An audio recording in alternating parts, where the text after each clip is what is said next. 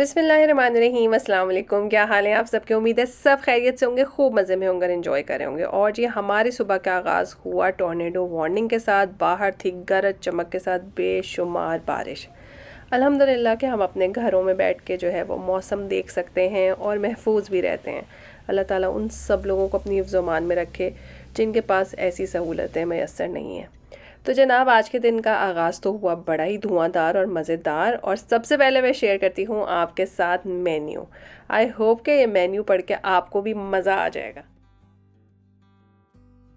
इस दावत का मेन्यू थोड़ा सा वास्ट है और उसके कुछ रीज़न्स हैं जो मैं आगे जाके आपके साथ डिस्कस करूँगी। ठीक है, तो सबसे पहले जो है हम स्टार्ट करेंगे अपनी सबसे पहली रेसिपी, वो है बिहारी बोटी।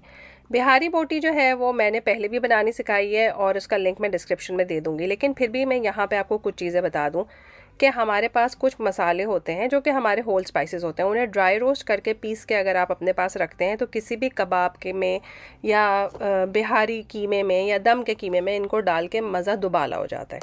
तो ये आप डिस्क्रिप्शन में देख लीजिएगा, मैं पूरी लिस्ट दे दूँगी। तो आपने बीफ की बिल्कुल छोटी छोटी सी 1 इंच की बोटियाँ की हैं, उसमें आपने तला हुआ प्याज डाला है और अदरक लहसुन का पेस्ट, और मैं डाल रही हूँ मीट टेंडराइज़र। अगर आपके पास कच्चा पपीता बहुत आसानी से मिलता है तो बेस्ट है। 2 टेबलस्पून आपने कच्चे पपीते का पेस्ट डालना है। दही डालें, इसको मैं कम अज़ कम 6 से 8 घंटे मैरिनेट करूँगी, ओवरनाइट ही मैरिनेट करूँगी। तेल डाल के रखें, इस तरह से मैरिनेशन बहुत जूसी होती है। यहाँ पे मैंने गोश्त जो है वो डिफ्रॉस्ट कर लिया है बिरयानी के लिए।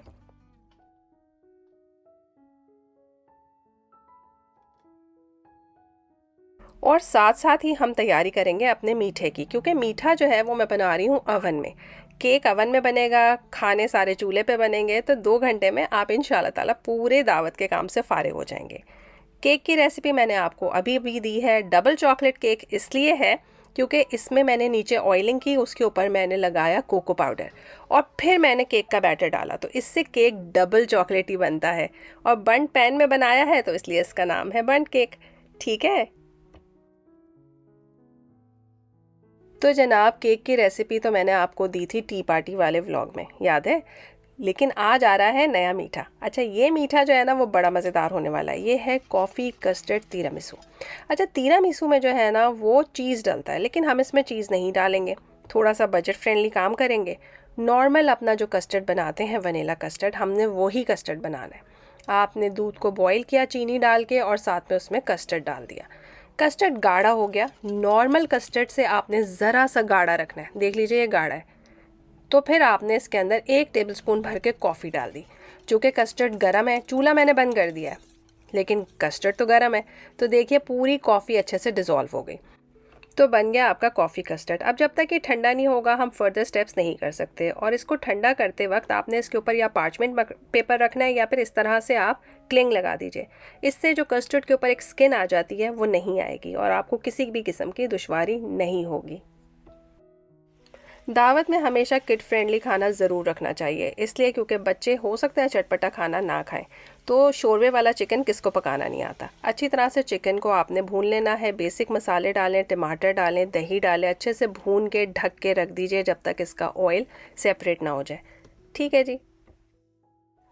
नॉर्मली दावत का मेन्यू इस हिसाब से बनाया जाता है कि कुछ ड्राई आइटम होने चाहिए, कुछ जो है वो ग्रेवी वाले आइटम्स होने चाहिए, चावल हो, पास्ता हो, इस तरह की चीज़ें हो जो हर एज ग्रुप का आदमी खा सके। तो यहाँ पे मैं बनाने लगी हूँ चिकन टिक्का।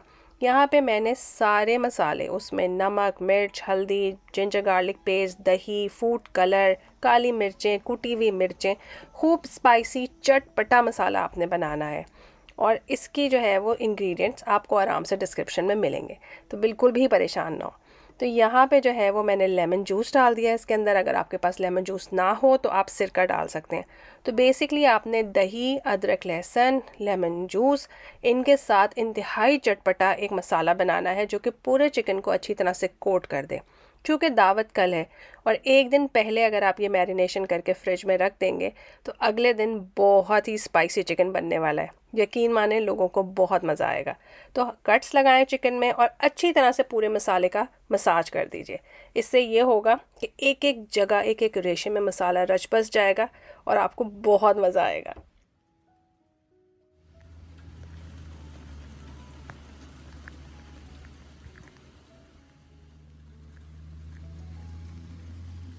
जी, आज के दिन की कुकिंग तो मैंने यहीं पे ख़त्म की। इसमें मैंने सालन बना लिया है, बिरयानी का मसाला बना लिया है, मैरिनेशंस कर लिए हैं और अपने मीठे भी तैयार कर लिए हैं। थोड़ी देर मैंने चाय पी, रेस्ट किया और मैं अपना आखिरी काम करने आ गई, और वो था अपने मीठे को फाइनल टच देना। भूल मत जाए, जो अभी हमने कॉफ़ी कस्टर्ड बनाया था उसके साथ क्या करना है। 1 कप ठंडा दूध लिया है मैंने और उसके अंदर 2 साशे मैंने क्रीम मिक्स के डाल दिए हैं। अच्छा, ये टर्किश ब्रांड है, इसको अगर आप अच्छी तरह से बीट करते हैं तो ये पाउडर क्रीम में तब्दील हो जाता है।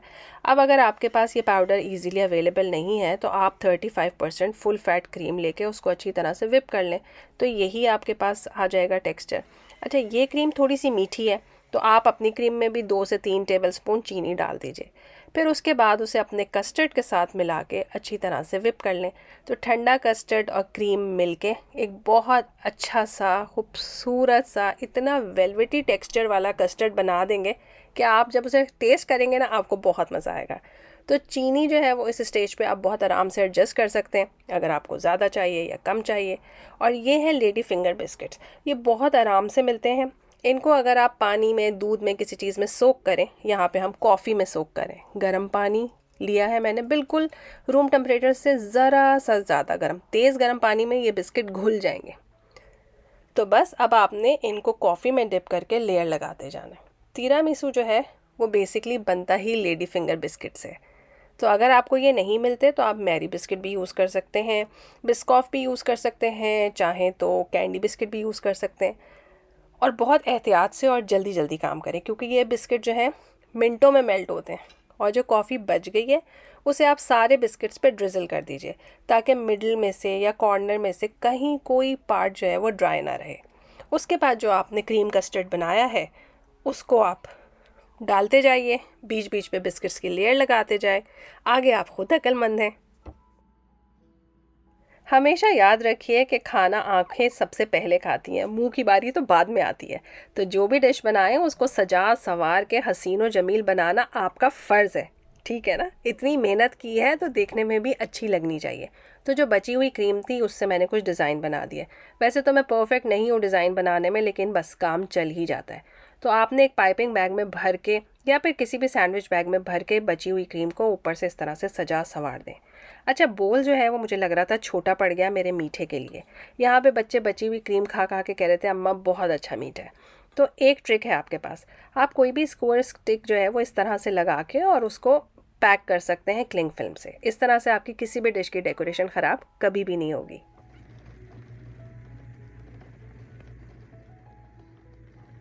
तो जी, आ गई है नेक्स्ट मॉर्निंग जिस दिन दावत है। मैं सबसे पहले उठ के सुबह 9 बजे ही कमरे में आ गई। ओह, कमरे से तो निकल आई, किचन में आ गई। तो यहाँ पर आके मैंने सबसे पहले जो है वो हलीम के लिए गोश्त को फ्राई होने के लिए रख दिया। ठीक है, हम चिकन हलीम बनाएंगे तो उसका गोश्त मैंने पहले फ्राई होने रख दिया। रीज़न ये है कि मैं अपने इंस्टेंट पॉट में बिहारी बोटी बनाऊंगी।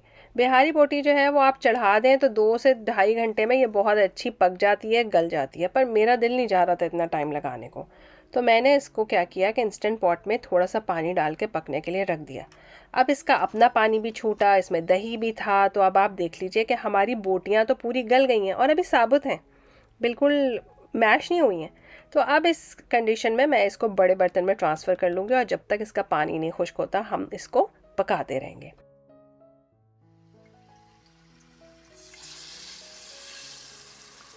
अब आते हैं अपनी कबाब कढ़ाई की तरफ। सारी रेसिपीज़ मैं एक साथ इसलिए दिखा रही हूँ आपको ताकि आप कंफ्यूज ना हो, वरना मैंने सब काम जो है वो डिफरेंट टाइमिंग्स में किए थे, 4 चूल्हे पे 4 काम हो रहे थे। तो कबाब कढ़ाई के लिए हम सबसे पहले बहुत ज़बरदस्त सा मसाला बनाएंगे। तेल में आपने ब्लेंडेड टमाटर डालने हैं, प्याज डालना है, अदरक लहसुन का पेस्ट डालना है, दही डालना है, अच्छी अच्छी अच्छी तरह से भूनना है। यकीन माने आपने शानदार भूनना है। नमक, मिर्च, हल्दी, धनिया पाउडर और काली मिर्च ये डाल के आपने अच्छी तरह से जो है वो इसको भून लेना है। कोफ्तों का मसाला हो, कबाब का मसाला हो, आपने हमेशा भुनाई ज़बरदस्त करनी है, क्योंकि कोफ्ते और कबाब पहले से बने हुए होते हैं।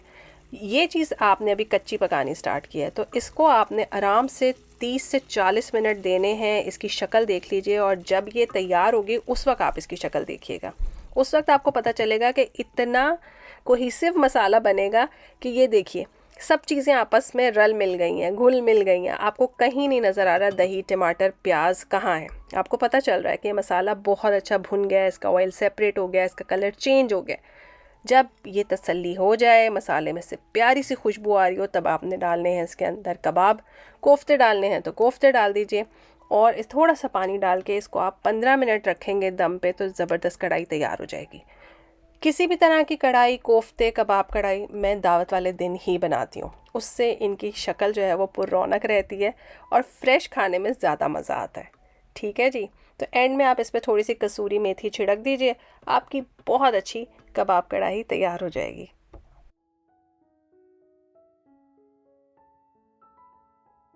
ये सैलेड अगर आप चाहें तो ओवरनाइट भी कट करके रख सकते हैं, लेकिन बहरहाल मैं सैलेड वगैरह सुबह सुबह ही कर लेती हूँ जिस दिन दावत हो। तो इसमें है टमाटर, खीरा और गाजर, बहुत बारीक कटी हुई गाजर है, और उबले हुए चने। इनको आपने अच्छी तरह से मिक्स कर लेना है और इसकी ड्रेसिंग बना के रख लेनी है। मेयोनीज़ है, उसमें आपने डालना है मस्टर्ड, 2 टेबलस्पून मेयोनीज़ है, 1 टीस्पून मस्टर्ड है, तकरीबन 1 ही टीस्पून इसके अंदर ऑलिव ऑयल है, और 1 टेबलस्पून भर के मैंने इसमें डाला है शहद। थोड़ी सी नमक और काली मिर्च से आप इसको सीज़न कर लीजिए। आपकी ज़बरदस्त किस्म की जो है वो ड्रेसिंग तैयार है। अगर आप चाहें तो मीठा कम ज़्यादा भी कर सकते हैं, शहद की जगह चीनी भी डाल सकते हैं। तो इसको मैं एज़ इट इज़ अब फ्रिज में रख दूँगी। बाकी जो चीज़ें इसमें ऐड करनी है वो दावत के एग्जैक्ट टाइम पे। वहाँ पे देख लीजिए हमारा बिहारी बोटी का जो मसाला है वो खुश्क हो रहा है, और यहाँ इंस्टेंट पॉट में मैंने अपना तला हुआ गोश्त डाल दिया है, और साथ में भीगी हुई दालें और मसाले डाल के मैं हलीम पकने के लिए रख दूँगी। हलीम मैं बहुत दफ़ा बनाना सिखा चुकी हूँ, और लोग हमेशा पूछते हैं कि आपकी दावत में हलीम क्यों होता है। इसके 2 रीज़न हैं। एक तो ये कि हमारे यहाँ सबको हलीम बहुत पसंद है। मेरी कुछ फ्रेंड्स हैं जिनको मेरे हाथ का हलीम बहुत पसंद है, तो हमेशा मैं हलीम ज़्यादा बनाती हूँ और उनको भी भेजती हूँ। दूसरी बात यह कि अगर दावत में हलीम हो, आप यकीन माने आपको बहुत तसल्ली होगी। कभी आपका खाना कम नहीं पड़ेगा, कभी आपका खाना ख़त्म नहीं होगा। इस डिश में बहुत बरकत होती है, और अगर आप अच्छे से बनाएं तो डेफ़िनेटली बहुत मज़ेदार भी होती है। तो जी हमारा हलीम तैयार हो गया, इसको अब मैं स्लो कुक होने के लिए रख दूँगी। यहाँ पे आप देख लीजिए बिहारी बोटी की सिचुएशन। यहाँ पे आप चाहें तो पूरा का पूरा काम आप देगची में भी कर सकते हैं, लेकिन प्रेशर कुकर से हुआ ये कि मुझे तसल्ली है कि गोश्त अब कच्चा नहीं है। वैसे भी इसमें मीट टेंडराइज़र लगाया हुआ है, तो गोश्त डेफिनेटली कच्चा नहीं रह सकता, लेकिन टाइम भी बच गया। यहाँ पे पानी खुश्क हो जाएगा, ऑयल सेपरेट हो जाएगा, आपने कोयलों का धुआं देना है। बिहारी बोटी तो भाई बनती तो सीखों पे है ना, तो वो वाला फ्लेवर आएगा कैसे।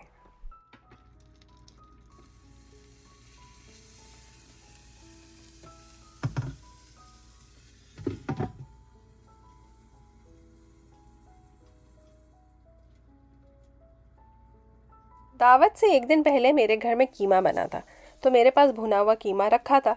अब चाहें तो आप कीमे को एज इट इज़ दावत में रख दें, लेकिन मैंने सोचा कि इससे मैं रोटीनी पास्ता बनाती हूँ। अच्छा, रोटीनी पास्ता जो है या फ्यूसिली पास्ता, वो स्प्रिंग लाइक जो पास्ता होता है उसको कहते हैं। जो फ्यूसिली है उसका स्प्रिंग थोड़ा सा टाइट होता है, और रोटीनी का स्प्रिंग जो है वो थोड़ा बड़ा होता है। आपको पता चलेगा कि वो साइज़ में बड़ा है। तो कीमे के अंदर मैंने टोमेटो पेस्ट डाला, टोमेटो केचप डाला, सोया सॉस, चिली सॉस, थोड़ा सा सिरका, थोड़ा सा पानी डाल के इसको मैंने रनी कंसिस्टेंसी का कर लिया। इस स्टेज पे मैंने इसमें डाल दी वेजिटेबल्स। आपको कोई और पसंद है तो आप डाल सकते हैं। मैंने तो यहाँ पे सिर्फ और सिर्फ कैप्सिकम डाली है और थोड़ा सा हरा प्याज। तो आपने काफ़ी रनी सा मसाला, पानी वाला मसाला बना के अच्छी तरह से पका के और इसको रख देना है। पास्ता एक रात पहले बॉईल करके मैंने फ्रिज में रख लिया था। तो बस सर्व करने से पहले आपने गरम करके दोनों चीज़ों को मिक्स करना है। उसके बाद सबसे इम्पॉर्टेंट काम, हलीम का सारा मसाला काट लीजिए, बिरयानी की तहों में लगाने वाला ग्रीन मसाला काट लीजिए। अगर किसी चीज़ को लेमन से डेकोरेट करना है, उसके वेजेस, उसके सर्कल्स काट लीजिए, या किसी चीज़ पे लेमन निचोड़ना है तो उसको डिफरेंट तरह से काट लें। कुछ चीज़ों के लिए आपको लंबी हरी मिर्चें चाहिए, कुछ चीज़ों के लिए आपको धनिया की डंडियाँ चाहिए। एंड मोमेंट पे आप इस काम को करने के लिए भाग नहीं सकते। अब ये हरा प्याज है जो मैंने पास्ता पे डालना है सर्विंग के टाइम पे, तो सब कुछ पहले से काट के रखें। और जी आप केक देख लीजिए कैसा प्यारा ठंडा हुआ है। हमारे यहाँ इस वक्त कन्फ्यूजन था कि इसको फ्रॉस्ट किया जाए या नहीं, तो अभी तक मैंने डिसाइड नहीं किया था कि इसकी फ्रॉस्टिंग करें या ऐसे ही सर्व करें। और अब करते हैं एक और मैरिनेशन, और वो है बेक्ड फ़िश की मैरिनेशन। लास्ट टाइम जब मैंने फ़िश बेक की थी तो इसमें मैंने रेड फूड कलर डाला था, जिससे ये बड़ी ही ऑरेंज कलर की बनी थी, मगर इस दफ़ा मैंने इसकी मैरिनेशन में कोई कलर नहीं डाला है, ताकि इसका कलर थोड़ा सा ब्राउन हो और पहले से डिफरेंट लगे। तो जनाब मेरे किचन की सिचुएशन देख लीजिए। कबाब कढ़ाई बिल्कुल तैयार है, कीमा पास्ता के लिए रनी कीमा तैयार है, बिहारी बोटी हो गई है, मेरी चाय बन रही है, हरा मसाला कट गया है और हलीम स्लो कुक हो रहा है, और सिंक बिल्कुल साफ़ है। और ये सब कुछ करने में कितना टाइम लगा? थोड़ा सा, 11:30 ही बजे हैं अभी सुबह के।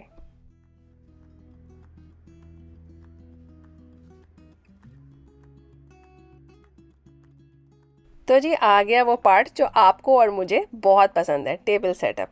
मैंने खाड़ी का एक रनर इस पे बिछाया है और बिल्कुल एंड पे बिछाया है। मैं अपनी टेबल पे मैक्सिमम स्पेस खाली रखना चाहती हूँ, क्योंकि अल्हम्दुलिल्लाह माशाल्लाह आज का मेन्यू काफ़ी वास्ट है। और वो वास्ट इस वजह से है क्योंकि जो लोग आ रहे हैं, मेरे हस्बैंड मेरा मजाक उड़ा रहे थे कि आपके मेके के लोग हैं ना, तो इसलिए ज़रा मेन्यू बड़ा तुमने टाइट रखा हुआ है। बात यह है कि जब आपके घर से कोई लोग आ रहे होते हैं तो जाहिर है आपका दिल बहुत खुश होता है, और आपको पता होता है कि सालों बाद मुलाकात होती है और हर कोई परदेश में आपके घर आ नहीं सकता। तो जब मौका मिले तो बहुत अच्छे से एंटरटेन करें, क्योंकि हम तो पाकिस्तान जाके मिल लेते हैं, पर हर कोई कनाडा आके हमारे घर हमारा खाना खाए, ये बहुत मुश्किल से हो पाता है। तो जब भी ऐसा मौका आता है तो मैं उसको ज़ाया बिल्कुल नहीं जाने देती। ये पम्पकिन डिश जो है वो मेरी बेटी ने मुझे गिफ्ट की थी, तो हुसैन ने कहा मैं भी टेबल पे कुछ डेकोरेशन करूँगा, तो इस वक्त जो है वो हुसैन साहब इसको सेट कर रहे हैं। तो आज की थीम जो है वो बिल्कुल बेसिक है, वाइट है। आपने सारे बर्तन निकाल के रख लेने हैं, आपको पता होना चाहिए कि कौन सी चीज़ पे क्या चीज़ सर्व होगी। इसी तरह से टी ट्रॉली जब से मैंने साफ़ की है तो यकीन करें मैं इसे बहुत इस्तेमाल कर रही हूँ, और दिल बहुत खुश हो जाता है कि चलें ठीक है जी, बिल्कुल टाइमली ये यूज़ होने लगी है। तो हमने अपने टी कप्स भी जो हैं वो उस पर सेट कर लिए हैं। ट्रे में टी कप्स इसलिए रखे हैं ताकि अगर वो उठा के बाहर रखने पड़े तो मुश्किल ना हो। और यहाँ पे देखें कि मैं अपनी नई शॉपिंग, आज मैंने सोचा कि इसका भी इफ्तिताह कर लिया जाए। तो बस मेरा तो मजाक ही उड़ाया जा रहा था घर में कि अम्मा के घर से लोग आ रहे हैं तो नई नई चीज़ें निकल रही हैं। ये मुझे बहुत पसंद आई थी चीज़, हालांकि ये बहुत नाजुक है। ये शुगर पॉट और क्रीमर है, यानी कि आप नीचे दूध रखेंगे और ऊपर चीनी, है ना मज़े का। और इसके साथ जो है मेरा लकड़ी का चमचा बड़ा अच्छा मैच हो गया। तो मैंने इसमें डाली ब्राउन शुगर, और दूध जो है वो जिस वक्त मैं सर्व करूँगी उसी टाइम पे। साथ में मैंने एक एक्स्ट्रा चमचा भी रख लिया कि अगर किसी को चीनी डालनी हो पूरे 1 टीस्पून मेजर करके, तो वो आराम से डाल सके।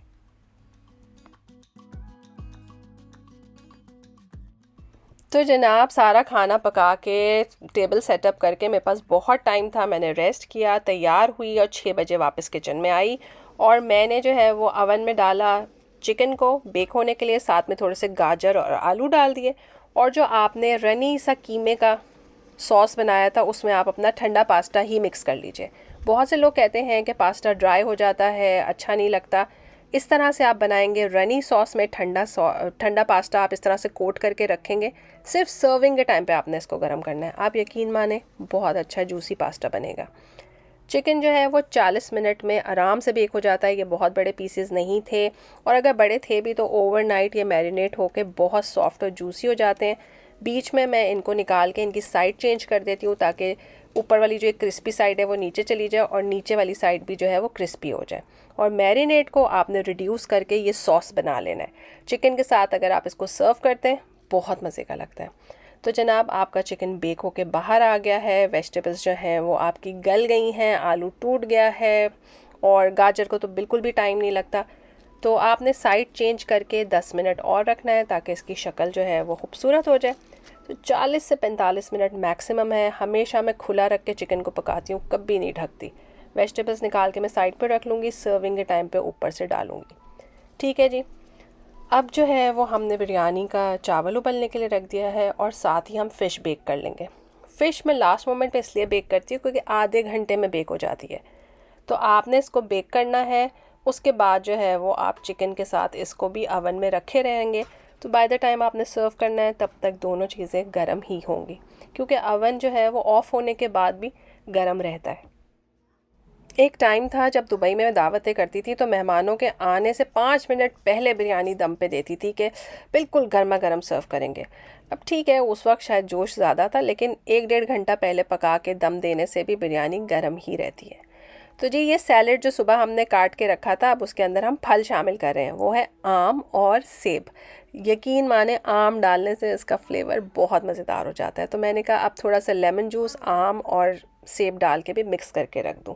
बिल्कुल एंड में सर्व करने के टाइम पे आप इसमें उसकी ड्रेसिंग डालें, मिक्स करें और आपका सैलेड तैयार है। तो जब तक आप मेरी टेबल एंजॉय करते हैं, मैं अपने मुंह को थोड़ा सा रेस्ट देती हूँ।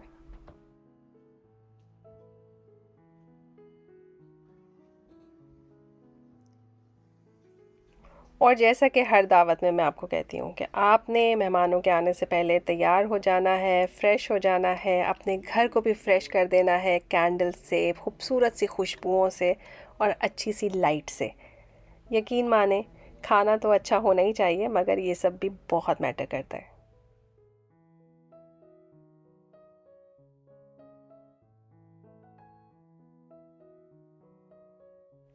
जिन लोगों को अवन में खाना गर्म करने पे एतराज़ होता है या उन्हें प्रॉब्लम होती है कि भाई अवन में खाना नहीं गर्म कर सकते, तो देख लीजिए कि आज मैंने चूल्हे पे बिल्कुल हल्की आंच पे सारे सालन रखे हुए हैं। स्लो कुकर में हलीम है।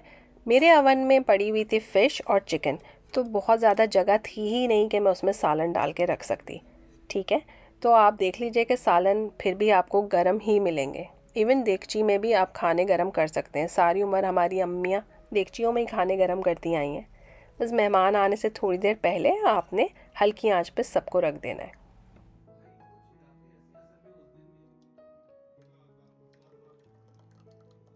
और ये हैं फाइनल टचेस। हर खाने में आपने ऊपर से कटी हुई चीज़ें डालनी है, पहले से कटी हुई होंगी तो गर्मा गर्म खाने पे आप डालेंगे और सर्व कर देंगे।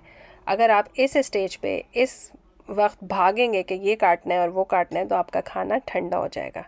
तो बस जी, गर्मा गर्म हर चीज़ है। और चिकन आप देख लीजिए कि माशाल्लाह कितना अच्छा बेक हुआ है। इसके ऊपर मैंने सॉस इसलिए नहीं डाला था कि मेहमानों में कुछ बच्चे भी थे और ये लोग पहली दफ़ा मेरे घर आ रहे थे, तो मुझे पता नहीं था कि इनका मिर्चों का टॉलरेंस कितना है। तो कुछ में मैंने सॉस नहीं डाला और कुछ में मैंने सॉस डाल दिया। थोड़ा सॉस मैंने साथ में रख दिया। मटर मैंने फ्रोज़न यूज़ किए हैं। इनको मैंने माइक्रोवेव में 1 मिनट के लिए बस घुमा लिया था, तो ये अच्छे सॉफ्ट हो गए। तो इन्हें ऊपर से ड्रिजल कर दिया। अब आप कलर कॉम्बिनेशन देखिए कितना हसीन है। बिल्कुल एंड का टच है लेमन जूस।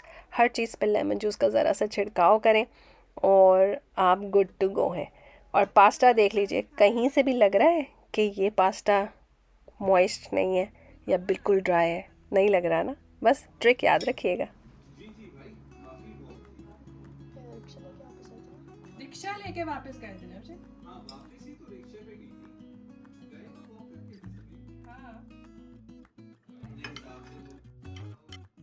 इस हसीन सैलेड को आप कोई भी ड्राई फ्रूट से भी टॉप कर सकते हैं, उससे भी बहुत मज़ा आएगा। और धुआं देख रहे हैं आप माशाल्लाह खाने में से।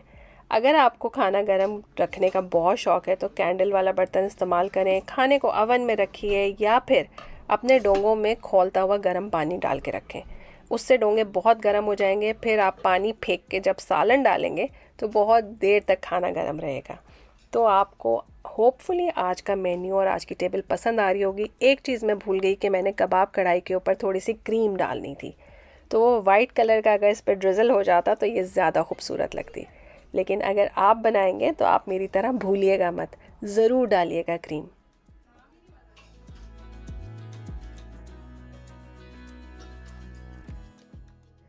एक बात का और ख़्याल रखें कि अपने बर्तनों को आपसे बेहतर कोई नहीं जानता। अगर कोई बर्तन इतना खुला है कि जिसमें खाना बहुत जल्दी ठंडा हो जाता है, जैसे ये मेरी बिरयानी की डिश है, तो आप वो चीज़ सबसे आखिर में निकाल के लाएं ताकि जब मेहमान आए तो वो गर्मा गर्म ही हो। ठीक है। दूसरी बात ये है कि फ़ाइनल टचेज़ आपने बिल्कुल नहीं भूलने, ये बहुत इम्पॉर्टेंट होते हैं। तीसरी बात ये है कि हर चीज़ के साथ उसके अकॉर्डिंग चमचा रखना बहुत ज़रूरी है। किसी ने मुझसे टोंग्स के बारे में सवाल किया था, होपफुली कुछ वो आज सीख ही लेंगे कि हर चीज़ का टोंग जो है वो डिफरेंट होना चाहिए, जिससे उठाना और पकड़ना आसान हो। हलीम में डोंगा चम्मच जाएगा, ग्रेवी वाले सालन में भी डोंगा चम्मच जाएगा, जिससे निकालनी आसान हो। जो चीज़ें ड्राई होती हैं उन्हें पकड़ने के लिए आप फ्लैट चम्मच यूज़ कर सकते हैं। हर चीज़ का एक ख़ास चम्मच होता है, कोशिश करें वही इस्तेमाल हो। इसके अलावा अगर कोई भी सॉस, चटनी, रायता किसी चीज़ के साथ रखना ज़रूरी है तो ज़रूर रखें। बिरयानी के साथ रायता होना चाहिए, पास्ता के साथ केचप होना चाहिए। एक सवाल जो मुझे बहुत आता है कि आप इतने खाने का क्या करती हैं। पहली बात तो ये कि अल्हम्दुलिल्लाह जो मेहमान आ रहे थे वो बहुत दूर से आ रहे थे और सालों बाद पहली दफ़ा मेरे घर आ रहे थे, तो उनके लिए इतना एहतमाम करना बनता था। कुछ खाना मैं मेहमानों के साथ पैक करके देती हूँ, इसी तरह से कुछ खाना मैं अपने नेबर्स में भेजती हूँ। मेरी एक फ्रेंड पाकिस्तान से आई थी और आपको पता है कि जब नए नए पाकिस्तान से आओ ना तो खाना पकाने को दिल नहीं चाहता, तो कुछ खाना उनके काम आ सकता था, ठीक है ना। तो इसी तरह से आपके आसपास इर्द गिर्द में बहुत लोग होते हैं जो आपके साथ खाने में शेयर कर सकते हैं। अल्लाह करे अच्छी लगे आपको। बहुत अच्छी लगेगी मुझे, बहरी बोटी पसंद है और मैं ज़रूर खाऊँ। और जी फाइनली हमारा वो बच्चा हार गया जो कह रहा था कि केक को फ्रॉस्ट ना किया जाए। हमने जो है वो केक को फ्रॉस्ट कर ही दिया, क्योंकि सब बच्चों की डिमांड थी कि केक पे चॉकलेट तो होनी ही चाहिए। हर दावत पे मेरा दिल चाहता है कि मैं आपको बहुत खूबसूरत तरीके से चाय बना के दिखाऊं, लेकिन हो ही नहीं पाता क्योंकि इतनी जल्दी होती है कि बस इतनी सी भी वीडियो बनानी बहुत बड़ा काम है। लेकिन अल्हम्दुलिल्लाह कि हमने चाय का सेटअप पहले से करके रखा था, इससे ये हुआ कि हर चीज़ क्विकली हो गई। लाइफ में प्लानिंग बहुत मैटर करती है, यकीन माने। दावत करना आपको लगता है कि सिर्फ खाना पकाना है, लेकिन अगर आप देखें तो हर चीज़ प्लानिंग मांगती है। अगर आप अच्छी दावतें करते हैं तो आई एम श्योर कि आप अपनी वर्क लाइफ में और अपनी रेगुलर डोमेस्टिक लाइफ में बिल्कुल कामयाब होंगे, क्योंकि आपको प्लानिंग करनी आती है। रसमलाई जो है वो मैंने घर में नहीं बनाई थी, ठीक है जी। बहुत से लोग पूछते हैं आपने रसमलाई घर में बनाई? नहीं, ये स्टोर बॉट है। केक और ये तिरामिसू कॉफ़ी कस्टर्ड जो है वो घर में बना था, और इसके ऊपर जो मैं डाल रही हूँ ये है कोको पाउडर। देखिएगा कितना प्यारा लगेगा। तो जी याद रहे कि सर्विंग स्पून डिश के हिसाब से डाले जाएंगे, जैसे रस मलाई में डोंगा चम्मच जाएगा। यहाँ मैंने सोचा था कि मेरे मियाँ ट्रॉली को चलाते हुए लेके जाएंगे, मगर वो ट्रॉली उठा के ही ले गए, तो इसलिए कोई ट्रॉली का सीन नहीं हो सका। ठीक है।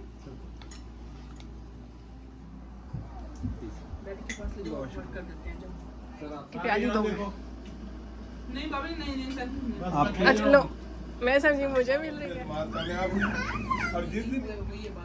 कब ऐसे ही बस। अच्छा मैं नहीं पीती, पी की जाए, उसको ले आइए इधर। इनॉग्रेशन हुई है इसकी तो आज इनॉग्रेशन हुई। आज भाभी के आने की खुशी में हमने नया सामान निकाला है। शुक्रिया, चमचा दे दें आप, घुमाने का चमचा। तो जी माशाल्लाह अल्हम्दुलिल्लाह बहुत खुश असलूबी से जो है वो दावत इख्तिताम पजीर हुई। मेहमान खैर से अपने घर को गए, तोहफ़ों का एक्सचेंज भी हो गया, अल्लाह ताला बरकत दे। और जी मीठा देख लीजिए, केक सुपर हिट गया, लोगों ने बहुत पसंद किया, स्पेशली बच्चों ने। और नेक्स्ट डे वर्किंग था तो मैंने बच्चों से कहा कि आप ज़रा अपनी हिम्मतें जमा करो और घर जो है वो बिल्कुल साफ़ सुथरा कर लो, क्योंकि अगले दिन जो है वो फिर बहुत काम करना पड़ता है। तो हुसैन साहब भी मेरे साथ साथ मदद कर रहे हैं और साथ में बहन की शिकायतें लगा रहे हैं। तो ये बज रहा है रात का तकरीबन 12:30 बजे का टाइम, और 12:30 बजे आप देख सकते हैं कि अल्हम्दुलिल्लाह हम अपने सारे बर्तन धो के फ़ारिग हो चुके हैं। किचन साफ़ हो गया है, घर साफ़ हो गया है, और हमारी दावत भी ख़त्म हुई है। तो मुझे उम्मीद है कि आज की दावत आपको पसंद आई होगी। चैनल को लाइक और सब्सक्राइब ज़रूर करें, इंस्टाग्राम पे मुझे फ़ॉलो करें, और मुझे अपनी दुआओं में याद रखें। अल्लाह ताला हम सब के रिस्क में बरकत दे और हमें इस काबिल बनाए कि हम इसमें दूसरों को शरीक कर सकें। खुश रहिए, आबाद रहिए। फिर मिलेंगे एक नए मज़ेदार से व्लॉग में। अल्लाह हाफ़िज़।